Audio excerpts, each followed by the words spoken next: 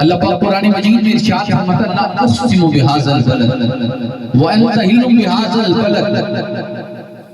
عزیزان ملت اسلامیہ، اللہ پاک نے قرآن مجید میں اعلان کیا ہے حبیب مجھے اس شہر کی قسم جس شہر میں آپ جلوہ کریں۔ اب ذرا توجہ کے ساتھ میری باتیں سنیں، انشاءاللہ ایمان تازہ ہوگا۔ عزیزان ملت اسلامیہ، وہ شہر ہے کون سا؟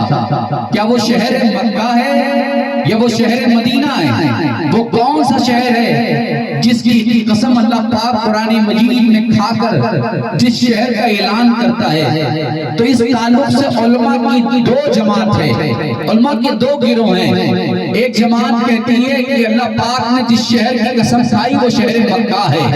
ایک جماعت نے کہا کہ اللہ نے جس شہر کی قسم کھائی وہ شہر کون سا ہے؟ شہر مکہ ہے۔ ایک جماعت کہتی ہے نہیں نہیں، وہ شہر مکہ نہیں، جس بات کی اور جس شہر کی اللہ پاک نے قرآن میں قسم کھائی ہے وہ شہر مدینہ ہے۔ کیا ہے؟ آواز سمجھ میں آ رہی ہے نا؟ زیادہ ایکو ڈسٹرب تو نہیں کر رہا ورنہ بچہ ہمارا کر سکتا ہے، میری اجازت ہے، ڈسٹرب تو نہیں کر رہا نا؟ ہاں توجہ رکھیے گا۔ کیا کہا؟ ایک جماعت نے کہا وہ شہر مکہ ہے، ہلکا سا بالکل ہلکا برائے نہ، ہاں جیسے دال میں نمک ڈالا جاتا ہے۔ ایک جماعت نے کہا کہ وہ شہر مکہ ہے۔ کیا ہے؟ شہر مکہ۔ ایک جماعت نے کہا نہیں نہیں وہ شہر مدینہ ہے۔ اب دونوں جماعت اپنی اپنی جگہ صحیح ہے، ہم یہ نہیں کہتے کہ مکہ کہنے والے غلط ہیں اور ہم یہ بھی نہیں کہتے کہ مدینہ کہنے والے غلط ہیں، مگر دونوں جماعت جو کہتی ہے اللہ نے مکے کی قسم کھائی وہ کہتے مدینے کی بھی اپنی شان ہے، جو جماعت کہتی ہے اللہ نے مدینے کی قسم کھائی وہ یہ بھی مانتی ہے کہ مکے کی بھی اپنی شان ہے۔ کیا مطلب؟ مکہ بھی شان والا ہے، مدینہ بھی شان والا ہے، یہ دونوں جماعت مانتی ہے۔ مگر آؤ شیخ عبدالحق محدث دہلوی کو دیکھتے ہیں وہ کیا کہتے ہیں۔ شیخ عبدالحق محدث دہلوی کی جب بات آئی تو انہوں نے کہا ہاں ایک جماعت کہتی ہے مکہ افضل ہے، ایک جماعت کہتی ہے مدینہ افضل ہے، مگر میں کہتا ہوں کیا کہتا ہوں، وہ کہتے ہیں مکہ بھی افضل ہے مدینہ بھی افضل ہے، مگر میرا نظریہ سنو، میرا عقیدہ سنو، میری فکر دیکھو، فرماتے ہیں اگر حضور مکے میں چلے جائے تو مکہ افضل ہے، حضور مدینے میں چلے جائے تو مدینہ افضل ہے۔ کیا مطلب کہنے کا یہ ہے کہ جو فضیلت ملی ہے شہر کو وہ مصطفیٰ جان رحمت کے قدموں کی وجہ سے ملی۔ اگر مصطفیٰ مدینے میں جائیں تو فضیلت مدینے کو ملتی ہے، اگر مصطفیٰ مکے میں جائے تو فضیلت مکے کو ملتی ہے۔ کیا مطلب؟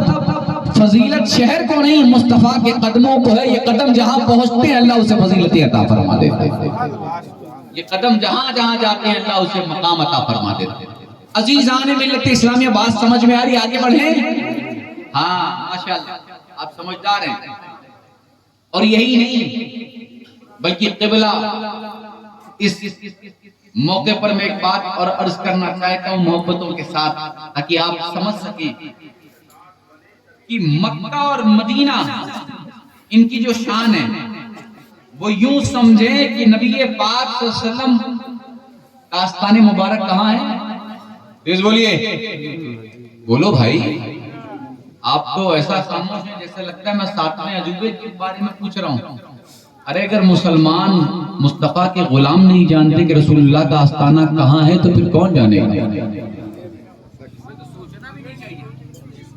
فوراً جواب ہونا چاہیے، کہاں ہے حضور کا آستان مبارک، روزہ مبارک کہاں ہے؟ مدینہ شریف۔ اب ایک دم ذہن کلیئر کر لو، ذہن میں بات کو بیٹھا لو۔ اب مدینے کو جو شان حاصل ہے وہ کسی اور شہر کو حاصل نہیں ہے، اس لیے کہ مدینۃ الرسول میں میرے آقا جلوہ فروز۔ آگے بڑھیں؟ ہاں ماشاءاللہ۔ اچھا ایک بات اور ہے کہ نبی پاک صلی اللہ علیہ وسلم کے قدم پاک سے جو شے منسوب ہوتی ہے اللہ اسے بھی عزتیں عطا فرما دیتا ہے۔ لیکن 1,24,000 کم و بیش انبیاء آئے، کتنے آئے؟ 1,24,000۔ ساری ذمہ داری ہماری ہے۔ امام صاحب کی ہے، آپ لوگ بس پہلنے آتے ہیں، دوسرے دن پوچھا جائے تو پتا چلا وہ تو بس بتا کے چلے گئے، یاد نہیں، خبر نہیں۔ 1,24,000 کم و بیش انبیاء اور رسولان نظام تشریف لائے، سب کی اپنی اپنی شان ہے، حضرت حود ہوں، حضرت لوط ہوں، حضرت یحییٰ ہوں، حضرت زکریا ہوں، حضرت عیسیٰ ہوں، حضرت موسیٰ ہوں، حضرت ابراہیم ہوں، حضرت سلیمان ہوں، یہ جتنے انبیاء ہیں، حضرت یوسف ہوں، حضرت لوط ہوں، یہ جتنے انبیاء اور رسول ہیں، سب کی اپنی اپنی شان ہے، مگر ان تمام نبیوں اور رسولوں میں جو سب سے بڑی شان ہے اس ذات کا نام محمد رسول اللہ۔ اور بات بتاؤں، ماد اشرف صرف ہندوستان نہیں، اللہ کی توفیق سے ہندوستان کے باہر بھی، بیرون ممالک میں بھی فقیر کا خطاب ہوتا ہے۔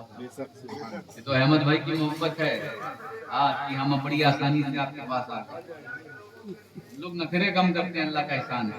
مخدوم پاک کی اولاد مزاج میں عاجزی نہ ہو، اگر یہ پہلی بار میری زندگی میں ایسا معاملہ پیش آیا جس کی مجھے بھی تھوڑا سا برا لگا بچے سے، مگر میرا ہے تو میں کہہ سکتا ہوں، باپ اپنی اولاد کو ہی ڈانٹ سکتا ہے، اسے اپنا سمجھتا ہے۔ عزیزان ملت اسلامیہ، مخدوم پاک میرے جد کریم فرماتے ہیں کہ میری اولاد جب کہیں جاتی ہے تو وہ تنہا نہیں جاتی، بلکہ میرا روحانی فیضان بھی اس کے ساتھ ساتھ وہاں موجود ہوتا ہے۔ آج اس محفل پاک میں صرف ماد اشرف نہیں آئے ہیں، مخدوم پاک کا روحانی فیضان بھی یہاں موجود ہے۔ برس رہا ہے الحمدللہ، یہ ہمارا عقیدہ اور نظریہ ہے۔ اور سرکار کے حوالے سے ایک بات اگر میں کہوں، میں پاک کی عطائی کے حوالے سے، کہ آپ فرماتے ہیں میری اولاد اگر عاجزی اور انکساری کے ساتھ خدمت دین کرتی رہے، مفہوم اپنے الفاظ میں بیان کر رہا ہوں، سرکار فرماتے ہیں وہ دنیا میں کہیں بھی چلی جائے اس کی عزتوں کو کوئی روک نہیں سکتا، بلکہ وہ جہاں جائے گا اسے عزت ملتی ہوئی نظر آئے گی۔ عرض کر رہے تھے کہ 1,24,000 انبیاء میں اور رسولوں میں سب سے بڑی شان والے رسول کون ہیں؟ بولو، محمد رسول اللہ۔ سب سے بڑی شان والے نبی کون ہیں؟ محمد رسول اللہ۔ اب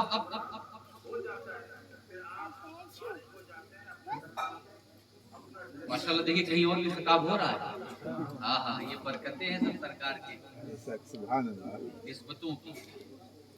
1,24,000 کم و بیش انبیاء اور رسولوں میں سب سے بڑی شان محمد رسول اللہ کو حاصل ہے، اور قبلہ حضور کی نسبت کا فیض دیکھیں، نبی پاک صلی اللہ علیہ وسلم سے نسبت جس چیز کو ہو گئی، اللہ نے اسے شان والا بنا دیا، اسے مقام والا بنا دیا، اسے عزت والا بنا دیا۔ اب ذرا توجہ فرمائیں، 1,24,000 کم و بیش انبیاء کی امتیں ہوئی ہیں، سارے نبی اور رسولوں کی امتیں بھی تھی ان کے ساتھ، مگر ان سارے نبی اور رسولوں میں جو شان محمد رسول اللہ کی امت کو حاصل ہے وہ کسی نبی اور رسول کی امت کو نہیں ملی۔ اس کی وجہ سے بولو محمد رسول نبی پاک۔ بات کلیئر ہے، آگے بڑھیں۔ اسی طرح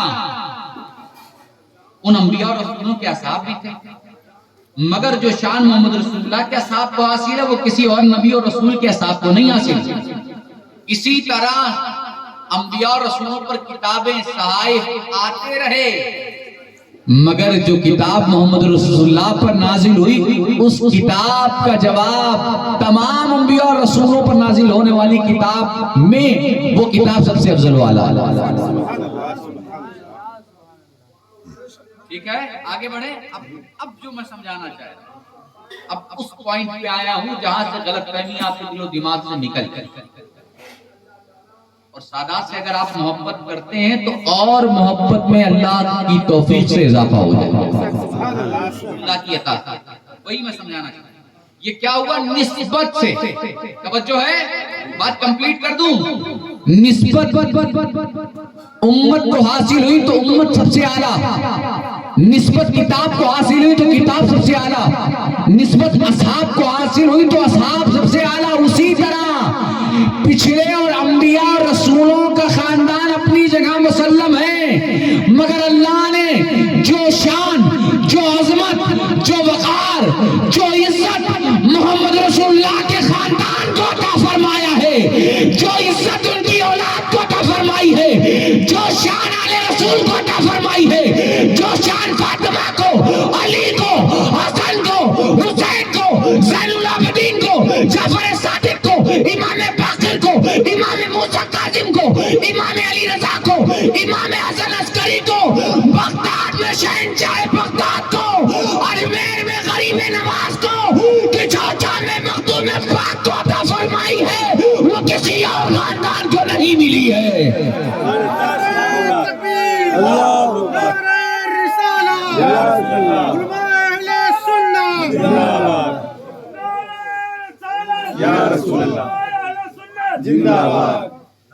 اب بات کلیئر ہے، یہ جو ہمارے مولانا احمد اشرفی صاحب نے مجھے بلایا ہے، یہ اسی وجہ سے بلایا ہے کہ رسول اللہ کے گھر والے حضور کے آستانے پہ جا رہے ہیں، تو یہ کتنی خوش نصیبی ہوگی کہ ہمارے گھر میں ان کی اولاد آ جائے۔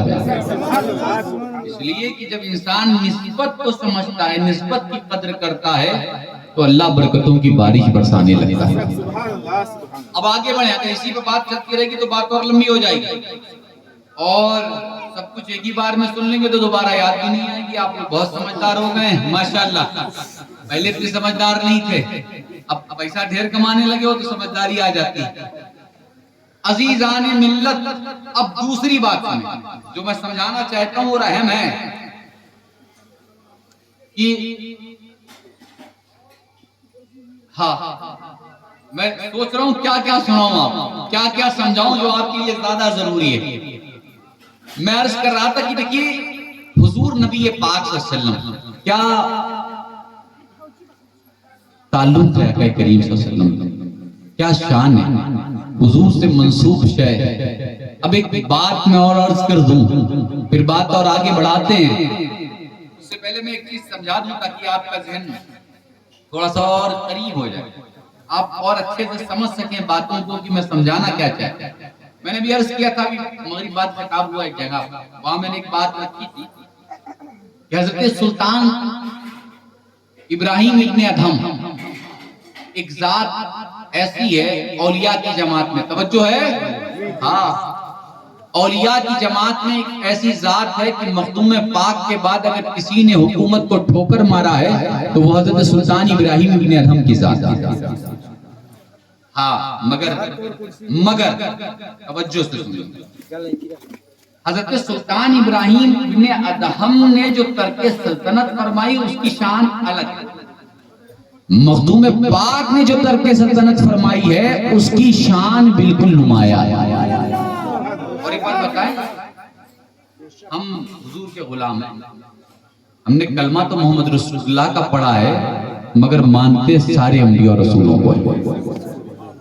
بھائی یہ ہو سکتا ہے کہ کوئی چشتی ہو، کوئی نقشبندی ہو، کوئی سہروردی ہو، کوئی کچھ ہو، کوئی کسی سلسلے سے ہو، کوئی کسی سلسلے سے ہو، مگر ہمارے بزرگوں نے جو تعلیم دیا ہے آپ کسی سلسلے سے منسلک رہیں مگر قدر سارے اولیاء کی کریں، محبت سارے اولیاء سے کریں، ٹھیک ہے؟ اب سنیے، حضرت سلطان ابراہیم ابن ادھم یہ کون تھے؟ کون تھے؟ حاکم وقت بادشاہ۔ کیا تھے؟ بولو ابھی جوڑوں، ابھی آپ کو میں دنیاوی حساب کتاب لوں نا تو آپ بہت تیزی جوڑ کے بتائیں گے، میں پوچھوں ورلڈ کپ کون جیتا تو سب بتا دیں گے ابھی جتنے بیٹھے، اس لیے کہ اس میں دلچسپی ہے، اچھا لگتا ہے، وہ پسند ہے آپ، اس لیے وہ یاد ہے۔ مگر حدیث پاک کا مفہوم بیان کر دوں تاکہ آپ کا ایمان اور عقیدہ مضبوط ہو جائے۔ یہ اللہ کے محبوب بندے وہ ہیں، غوث پاک وہ ہیں، غریب نواز وہ ہیں، محبوب پاک وہ ہیں، وارث پاک وہ ہیں، سید سالار مسعود غازی وہ ہیں، شہنشاہ اب تقلیم سید بابا تاج ملت دین کی ذات وہ ذات ہے، حضرت شیر علی آغا کی ذات وہ ذات ہے، حضرت انسان علی شاہ بابا کی ذات وہ ذات ہے، میرے جد کریم مخدوم پاک کی ذات وہ ذات ہے کہ میں حدیث پاک کا مفہوم بیان کر رہا ہوں اپنے الفاظ میں۔ اے خیراں والوں سے اپنی دل کی تختیوں پر نوٹ کر لینا کہ دنیا والوں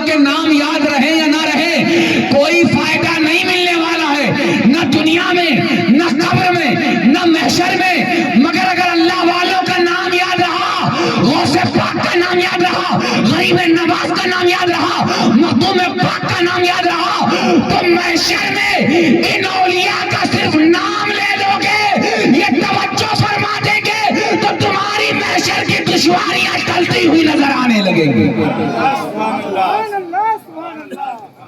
اس لیے میں اکثر کہتا ہوں کہ بندہ اگر ان کی سیرت نہیں پڑھتا تو کم سے کم اللہ والوں کا نام ضرور لیتا رہے. عادت پڑی رہے محشر میں ان کا نام لیتے رہو گے, ان کی نگاہ پڑے گی, اللہ اس کے رسول کے اذن سے وہ اپنے غلام پر توجہ فرمائیں گے اور اس کا بیڑا پار ہو جائے گا. یہ حضرت سلطان ابراہیم ابن ادھم, اب انہوں نے ترک سلطنت فرمائی, ملک کے بادشاہ تھے, ملک کے حاکم تھے, پورا امپائر, پوری کنگڈم, راجدھانی, پورے اس کے مالک تھے. تو اب جب ظاہر سی بات ہے گھر میں لڑکا اگر گھر کا کوئی فرد ممبر ہو جائے, سباسد, تو پورا علاقہ پریشان ہوتا ہے کہ وہ تو ہماری سنتے ہی نہیں ہیں. جب تک جیتے نہیں تھے تب تک ہمیشہ سلام کرتے تھے, اور جب سے جیت گئے ایک نالی سیدھی نہیں کروا رہے. سمجھا رہا ہوں تاکہ بات آپ سمجھیں. معاذ اشرف کی کوشش یہ ہوتی کہ دنیاوی معاملات سے آپ کو آراستہ کر کے دین کے قریب کریں.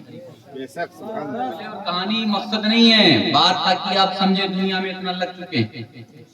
اب کوئی ودھایک ہو جائے اس کا پاور, سانسد ہو جائے اس کا پاور, مکھ منتری ہو جائے اس کا پاور, راشٹرپتی ہو جائے اس کا پاور. یہ وہ لوگ ہیں. حضرت سلطان ابراہیم ابن ادھم ملک کے بادشاہ ہیں, ملک کے حاکم ہیں, ملک کے وزیر ہیں. مگر ایک بات بتاؤں, اللہ جب کسی کو پسند فرما لیتا ہے تو وہ دنیا کی ساری نعمتیں اللہ اور اس کے رسول کی رضا کے لیے چھوڑ دیتا ہے. یہ تو وہی دنیا کی لالچ دل میں بسائے بیٹھا ہے, جسے یہ پتا ہے کہ مجھے دنیا میں بھی بہت رہنا ہے, دنیا ہی میں رہنا ہے, آخرت کی تیاری نہیں کرنا, وہی مال پر نظر رکھتا ہے. میں اکثر دعا کرتا ہوں اللہ تعالیٰ کسی کا مجھے محتاج نہیں, مگر مال کا جو حریص انسان ہوتا ہے وہ نہ ہونا. تو پیسہ سبھی کو چاہیے, ایسا تو نہیں ہے میں یہ کہوں گا کہ مجھے کچھ نہیں چاہیے, میں جو ظاہر ہے وہی باطن ہے. ہاں اللہ مجھے کسی کا محتاج ہے, مجھے دولت نہیں چاہیے, مگر ہاں کسی کے سامنے ہاتھ بھی نہ پھیلانا پڑے. جو میری ضرورتیں پروردگار عالم تو اسے پورا فرما دیا. اور اللہ کا احسان ہے, اسی خیرہ کی سرزمین پر میں آتا تھا تو شاید میری ضرورتیں تب بھی پوری ہوتی تھیں, آج بھی ہو رہی ہیں اور آگے بھی انشاءاللہ پوری ہوں گی. کل کچھ نہیں ہوتا, آج بہت کچھ ہے, آئندہ اور زیادہ چیزیں ہوں گی. مگر میں کل بھی یہی کہتا تھا اور آج بھی یہی کہہ رہا ہوں, انشاءاللہ مستقبل میں بھی یہی کہتا رہوں گا کہ پروردگارہ کبھی دنیاوی مال اور عزت اور شہرت پر اے اللہ مجھے اور میرے اندر کبھی تکبر نہ آئے, کبھی گھمنڈ نہ آئے. یہ سب تیری عطا کردہ نعمتیں ہیں, اللہ دیتا بھی ہے اور جب چاہتا ہے لے بھی لیتا ہے. اس لیے اس پر گھمنڈ نہیں کرنا چاہیے. ہم نے اپنی آنکھوں سے دیکھا ہے, میری عمر بہت زیادہ نہیں ہے مگر میں اپنا تجربہ بتا رہا ہوں. بہت سارے لوگ قدموں سے وابستہ رہے, زمین پر تھے, اللہ نے انہیں بہت بلندی عطا فرما دی. بہت سارے لوگ ٹھیک ٹھاک پوزیشن پہ تھے, محبت تھی, قدر تھی, مگر ارادہ اور نیت صحیح نہیں تھی, بلندی پر تھے, نیچے آ گئے. کیا مطلب؟ یہ میری وجہ سے نہیں ہے, یہ ہماری وجہ سے نہیں ہے. کیا وجہ ہے؟ اللہ پاک خود ارشاد فرماتے ہیں تلک الایام نداولها بین الناس, یہ دن ہیں جن کو ہم لوگوں کے درمیان الٹتے پلٹتے رہتے ہیں.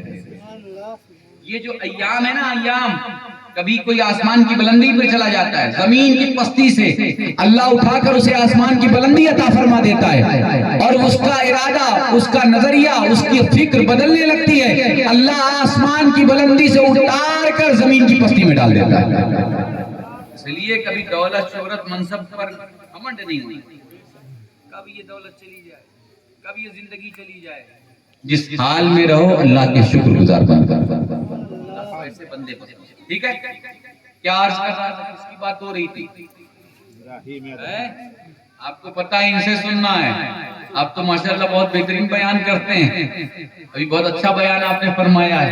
اللہ تعالیٰ مزید آپ کے خطاب میں اور برکتیں عطا فرمائے, آپ کے علم میں برکتیں عطا فرمائے. کس کا نام لے رہا تھا میں؟ تیز بولو. حضرت سلطان ابراہیم ابن ادہم, اللہ کے محبوب بنتے.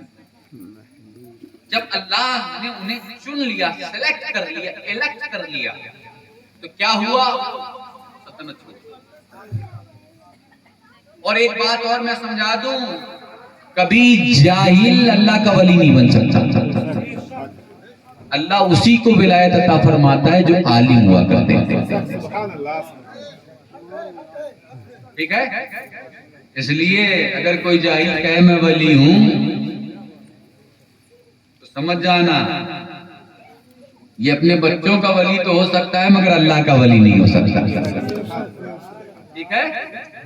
ہاں, یہ مریدوں کا ولی تو ہو سکتا ہے مگر اللہ کا ولی نہیں. ہاں. اب جب آپ نے کر کے سلطنت فرمائی, ملک کی حکومت, ملک کی باغڈور, ملک کا نظام, ملک کا قانون سسٹم سب کچھ سنبھالے ہوئے تھے.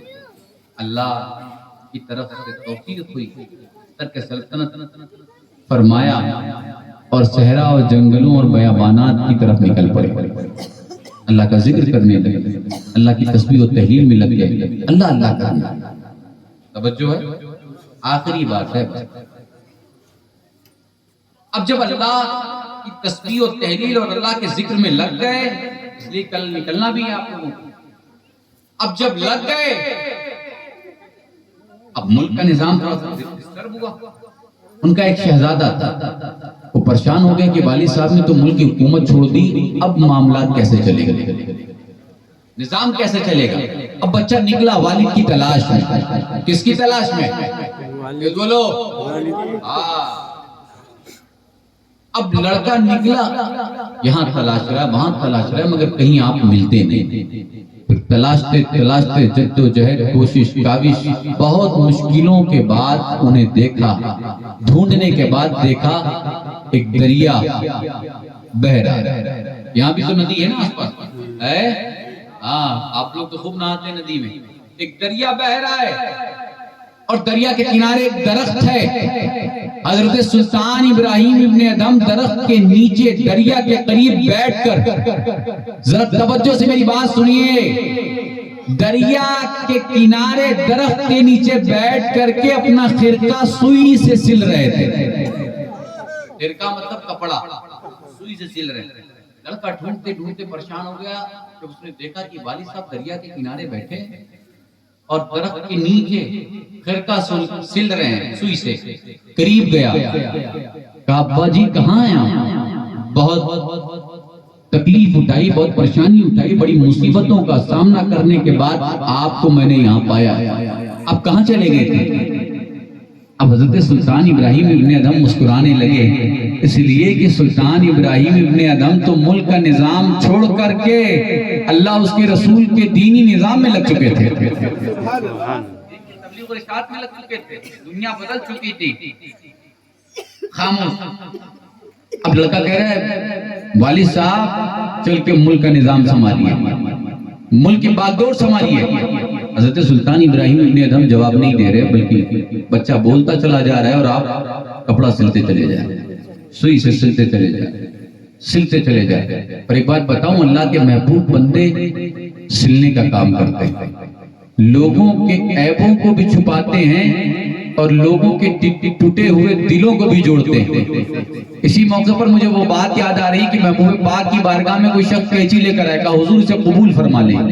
محبوب پاک نے قینچی دیکھی, مسکرا کے فرمایا بیٹا تم لے آئے ہو اچھی بات ہے, مگر ہمارا کام یہ نہیں کہ ہم لوگوں کے درمیان تضاد اور دشمنی پیدا کریں, انہیں کاٹ کر الگ کر دیں. ہمارا کام یہ ہے اگر تمہیں مجھے دینا ہی تھا تو تم مجھے سوئی دے دے تاکہ میں لوگوں کے دلوں کو آپس میں سل دیتا. تو لوگوں کو ملانے آئے, کاٹ کر کے الگ کرنے نہیں آئے.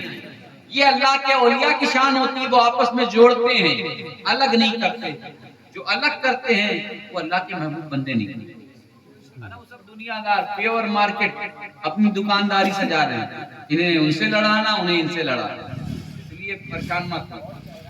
اب ماشاءاللہ عزیزان ملت، اب جب بچہ بار بار کہنے لگا، بار بار سمجھانے لگا، آپ مسکرا کے جواب نہیں دیتے، لڑکا آگے بڑھا، اس نے بےدبی نہیں کی بلکہ اللہ کو حضرت سلطان ابراہیم ابن ادہم کے مقام کو دکھانا، ان کی شان کیا ہے، ان کا مقام اب کیا ہو چکا ہے۔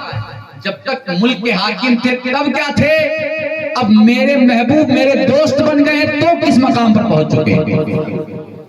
بچے نے سوئی والد صاحب آگے بڑھا، جب انہوں نے کوئی جواب نہیں دیا آگے بڑھ کر سوئی ہاتھ سے لی اور دریا میں پھینک سوئی لیا، آگے بڑھا ہاتھ سے سوئی لے لی اور دریا میں پھینک دیا۔ اچھا یہ بتاؤ دریا کا پانی رکا ہوا ہوتا ہے یا بہتا رہتا ہے؟ تیز بولیے۔ بہتا۔ یہ تو پتا ہے آپ کو ماشاءاللہ کہ دریا کا پانی جاری رہتا ہے، بہتا ہے، اسی لیے اسے اس پانی کو پاک آگے۔ اچھا دریا بھی بڑا قیمتی ہے، کیا دریا کی بھی اپنی شان ہے۔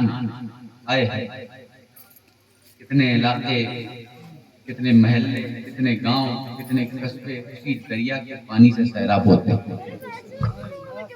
اب بچے نے جب سوئی لی اور دریا میں پھینک دیا تو سوئی کتنی ہے، وزن ہوگا سوئی کا 1 کلو 2 کلو 5 کلو 10 کلو، کتنا وزن ہوگا یہ بولو۔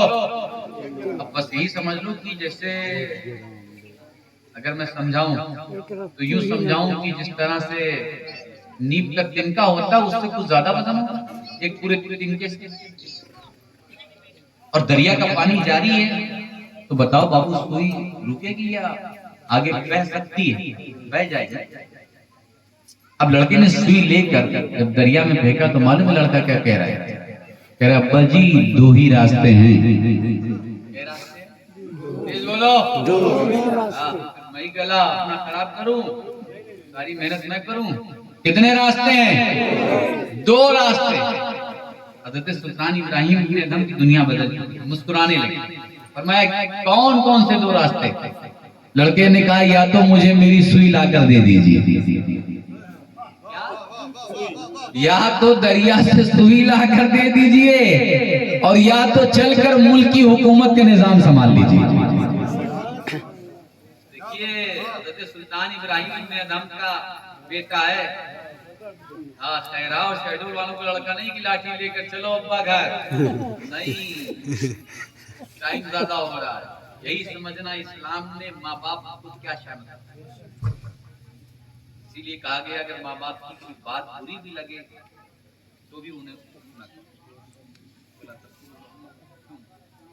اف تک نہ کہو، وہ شان ہے والدین۔ اور قبلہ اس کی سب سے بڑی نظیر اگر کوئی ہے، کسی نے سب سے بڑی جیتی جاگتی تصویر اگر اس بات کی پیش کی ہے تو وہ ذات محمد رسول اللہ۔ اور اسی ضمن میں ایک بات عرض کر کے بات آگے بڑھاتا ہوں کہ پیغمبر اسلام جلوہ افروز ہے، کائنات کے تاجدار اپنے اصحاب کے ساتھ انجمن میں اس طرح جگمگا رہے ہیں جیسے شمع روشن اور پروانے اس کے ارد گرد طواف کر رہے ہوں۔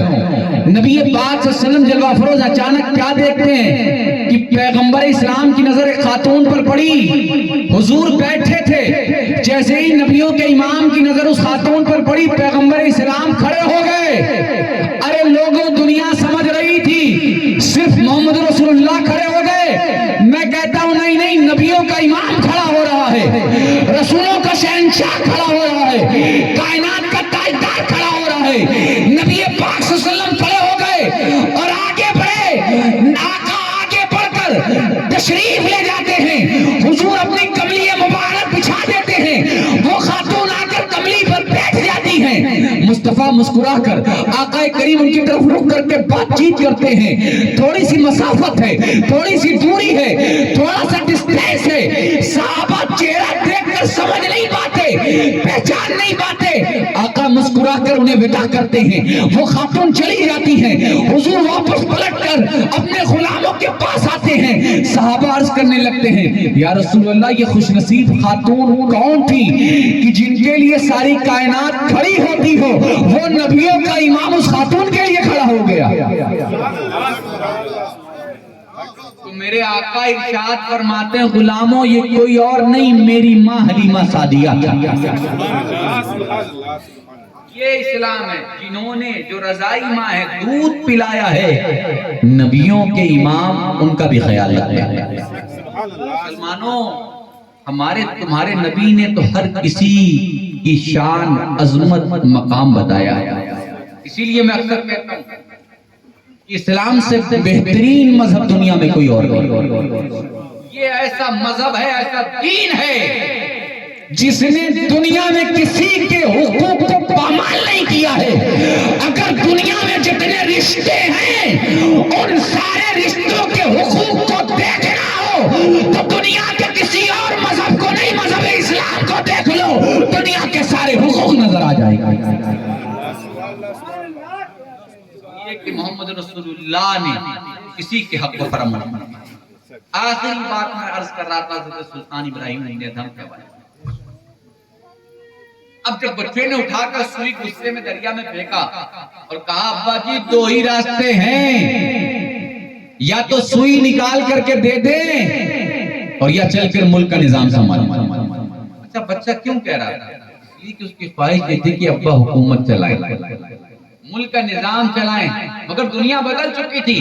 اب جب بچہ ضد کرنے لگا، بچہ ریکویسٹ کرنے لگا، بچہ گزارش کرنے لگا، معروضات پیش کرنے لگا، بار بار کہنے لگا، تو عزیزان ملت اسلامیہ حضرت سلطان ابراہیم ابن ادھم کی سیرت طیبہ کے حوالے سے یہ بات ملتی ہے کہ جب بچے نے کہا مجھے میری سوئی چاہیے، آپ آگے بڑھے، دریا کے کنارے گئے اور جا کر آپ نے دریا کی طرف اپنا چہرہ رخ کر کے دریا کی طرف آواز دی کہ اے دریا کی مچھلیوں ذرا میری سوئی لے کر آؤ۔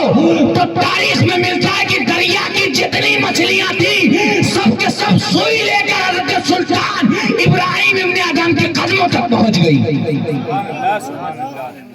اب جب سب حضرت سلطان ابراہیم ابن ادھم کے قدموں تک مچھلیاں دریا سے اور آپ کے پاس پہنچ گئیں، منظر دیکھنے والا دریا کی مچھلیاں سوئی لے کر حاضر ہیں۔ حضرت سلطان ابراہیم ابن ادھم نے مچھلیوں کی طرف دیکھا، ماشاءاللہ آپ بھی آ گئے، اللہ تعالیٰ اچھا رکھے آپ لوگوں کو۔ اب مچھلیاں لے کر سوئی حاضر ہے، مگر لڑکا بڑا سمجھدار، دیکھا کہ سوئی آ گئی، بہت ساری سوئیاں جمع ہوں گی، پوچھا تو لڑکا معلوم ہے کیا کہتا ہے؟ کہتا نہیں ابا جی مجھے یہ سوئیاں نہیں، مجھے میری والی سوئی چاہیے، یہ سب تو دوسری ہے، یہ میری نہیں ہے، مجھے میری چاہیے، اچھا صاحب میری۔ جب بچے نے یہ بات کہی تو حضرت سلطان ابراہیم ابن ادھم نے پھر آواز دی۔ عزیزان ملت اسلامیہ جب بندہ اللہ کا محبوب ہو جاتا ہے تو پھر پریشانیاں اور مشکلیں اور معاملات اس کے نہیں ہوتے، اللہ اس کی سارے معاملات کو پروردگار عالم حل فرماتا ہے۔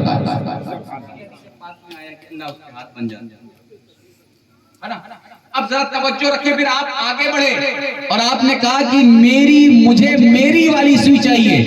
آپ کی سیرت میں ملتا ہے کہ ایک دریا کی جو سب سے بڑی مچھلی تھی وہ حضرت خضر علیہ السلام سے ملاقات کے لیے جا رہی تھی، وہ مچھلی واپس پلٹی وہ سوئی لے کر اور حضرت سلطان ابراہیم ابن ادھم کی بارگاہ میں حاضر ہو گئی۔ سوئی لے کر جیسے ہی حاضر ہوئی اور جب جیسے ہی اس منظر کو حضرت سلطان ابراہیم ابن ادھم کے شہزادے نے دیکھا، وہ سمجھ گیا کہ اب ان کے معاملات کے درمیان پڑنے والا نہیں ہے، ہاتھ جوڑ کر کھڑا ہو گیا، کہا ابا جی اب میں اللہ اور اس کے رسول کے معاملات کے درمیان نہیں آتا، اب آپ جس راہ پر نکل گئے اسی راہ پر لگے رہیے، میں اس میں نہیں شریک ہونے والا۔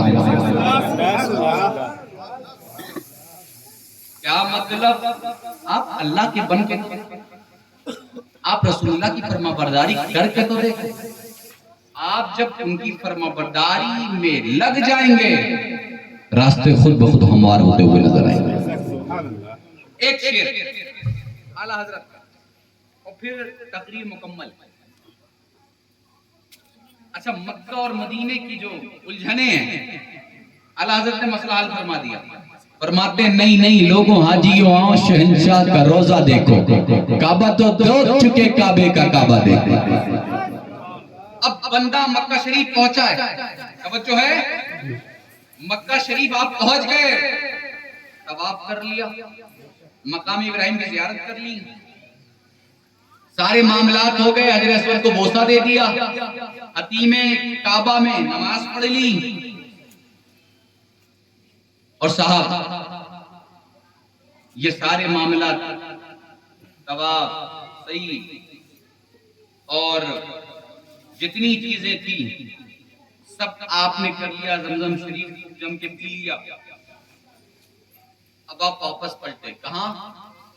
یہ بولو، کہاں؟ اپنے گھر جاؤ گے؟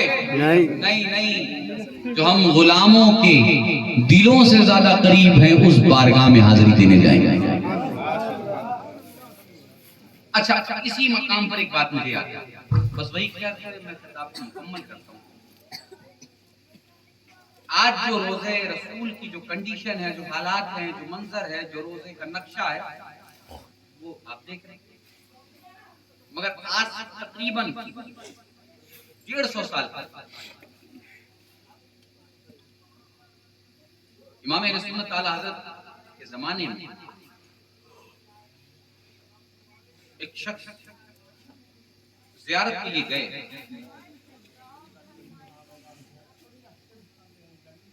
اب جب وہ روزے رسول کے قریب پہنچے تو انہوں نے دیکھا نبی پاک صلی اللہ علیہ وسلم کے روزے مبارک کے قریب کھجور کے کچھ درخت، توجہ ہے، روزے مبارک کے قریب کھجور کے کچھ درخت ہیں۔ اب وہ فطرتاً تھوڑا سا شاعر ہے، انہوں نے قلم اٹھایا، اور جب یہ اچھا سا منظر انہیں دکھا، یہ خوبصورت اس حسین و جمیل منظر پر ان کی آنکھیں جا کر ٹک گئیں، نظر پہنچی، تو انہوں نے قلم اٹھا کر شعر لکھا، اور وہ کہتے ہیں کہ حاضر ہیں یوں درخت گنبد شہ والا کے سامنے، حاضر ہیں یوں درخت گنبد شہ والا کے سامنے، مجنو کھڑے ہیں خیمے لیلا کے سامنے۔ یہ شعر انہوں نے کہا، حاضر ہیں یوں درخت گنبد شہ والا کے سامنے، مجنو کھڑے ہیں خیمے لیلا کے سامنے۔ اب جس نے بھی سنا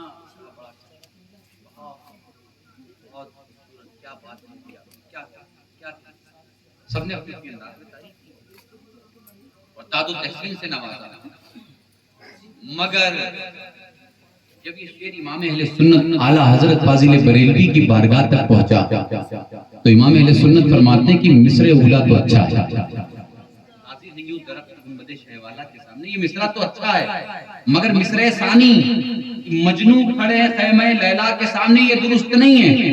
لوگوں نے پوچھا کہ حضور کیوں؟ کہا رسول اللہ کے روزے مبارک کو لیلا کا خیمہ کہنا یہ درست نہیں ہے۔ کہاں لیلا، کہاں مجنو، کہاں لیلا کی محبت، کہاں مجنو کی محبت، اور کہاں محمد رسول اللہ کی محبت۔ اس لیے کہ دنیا میں جتنی محبت ہے، چاہے وہ ماں کی ہو، چاہے باپ کی ہو، چاہے بیٹے کی ہو، چاہے بیوی کی ہو، چاہے اولاد کی ہو، چاہے دادا کی ہو، چاہے نانا کی شکل میں ہو، چاہے بھائی کی شکل میں ہو، چاہے چچا کی شکل میں ہو، چاہے پھوپھی کی شکل میں ہو، دنیا کی جتنی محبت ہے یہ ساری محبتیں محمد رسول اللہ کی محبت پر قربان کی جا سکتی ہے۔ محمد رسول اللہ کی محبت دنیا میں سب سے اہم اور سب سے ضروری ہے۔ اب جب اس نے یہ بات کہی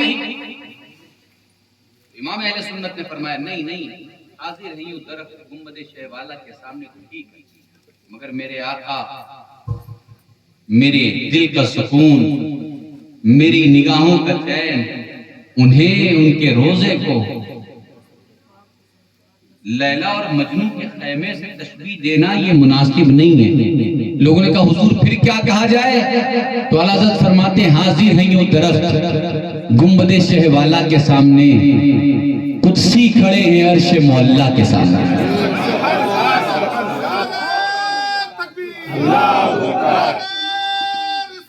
یا رسول اللہ یا رسول اللہ زندہ باد زندہ باد اللہ اکبر. اچھا یہ بات کہاں سے آئی تھی؟ بات آئی کہاں سے؟ یہ بات کہاں سے آ گئی بیچ میں؟ یہ کہاں سے بات آ گئی؟ ہاں مقام بتانے کے لیے. عزیزان ملت اسلامیہ یہ جتنے زائرین حرمین شریفین ہیں، یہ جتنے لوگ مکہ اور مدینہ شریف کی زیارت کے لیے جا رہے ہیں، یہ خوش نصیب ہیں، یہ خوش قسمت ہیں، اور یہ اپنے مقدر پر جتنا ناز کرے کم ہے.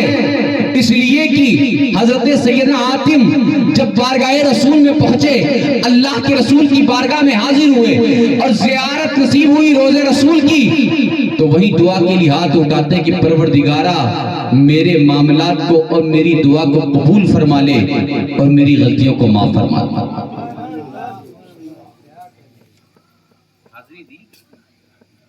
حاضر ہونے کے بعد دعا کے لیے جب ہاتھ اٹھایا اور اپنے معاملات پیش کیے، معروضات پیش کیے، تو اللہ کی طرف سے آواز آئی. بارگاہ رسول میں حاضر آواز آئی کہ اس مقدس بارگاہ میں وہی آتا ہے جسے محمد رسول اللہ قبول فرما لیتے ہیں، جس کو سند اور ڈگری مل جاتی ہے روضہ رسول سے. آقا جسے پسند کر لیتے ہیں وہی اس بارگاہ میں حاضر ہو جایا کرتا. یہ جتنے زائرین ہیں حرمین شریفین، سمجھ لیں کہ سند اور ڈگری رسول اللہ نے عطا کی. مگر کب؟ ہاں میری بات کبھی کبھی بری بھی لگتی ہے. کیوں لگتی ہے؟ اس لیے کہ میں سچ بولتا ہوں. آدھی اکثر پاجی بھی ہو جاتا ہے. ہاں سب سے زیادہ جھوٹ آدھی لوگ بولنے لگتے ہیں. کبھی کبھی، سب نہیں، اللہ ماشاءاللہ ایسا نہیں ہے، ہر آدھی ایسا ہوتا ہے. کبھی کبھی ایسا بھی ہوتا ہے. وہ لوگ کہتے ہیں مثلا ہمارے یہاں جہاں چار حاجی وہاں بات باجی. ہاں بالکل. اس لیے اس بات کو سمجھیں، آپ جب ان مقدس مقامات کی زیارت کر کے لوٹتے ہیں تو شان کیا ہوتی ہے، مقام کیا ہوتا ہے، اللہ عزت کیا دیتا ہے، فضیلت کیا ملتی ہے، شان کیا ہوتی ہے. حدیث پاک کو مفہوم کو سمیٹ کر اگر میں ایک لفظ میں کہوں قبلہ تو یہ کہوں گا کہ بندہ جب ان مقدس مقامات کی زیارت کر کے واپس لوٹتا ہے تو گناہوں سے اس طرح پاک ہو جاتا ہے جیسے آج ہی ماں کے پیٹ سے پیدا کیا گیا ہو.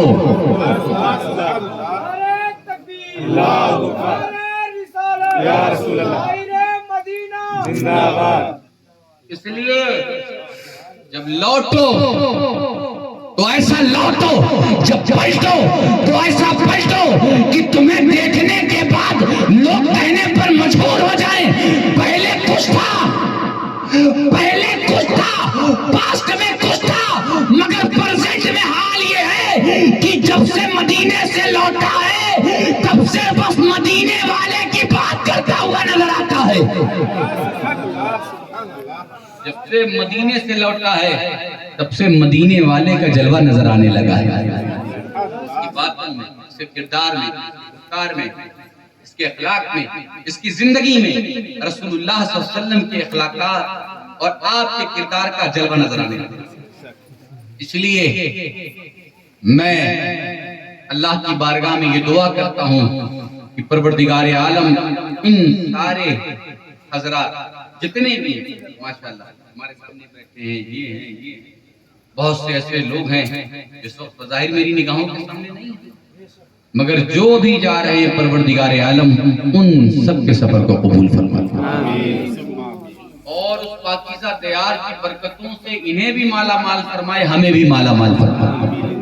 اور پروردگار عالم اپنے حبیب پاک صلی اللہ علیہ وسلم کے صدقہ و طفیل ہمیں بھی اس پاکیزہ روضہ رسول کی زیارت نصیب فرمائے. وما بالتوفیق الا باللہ. السلام علیکم ورحمۃ اللہ وبرکاتہ.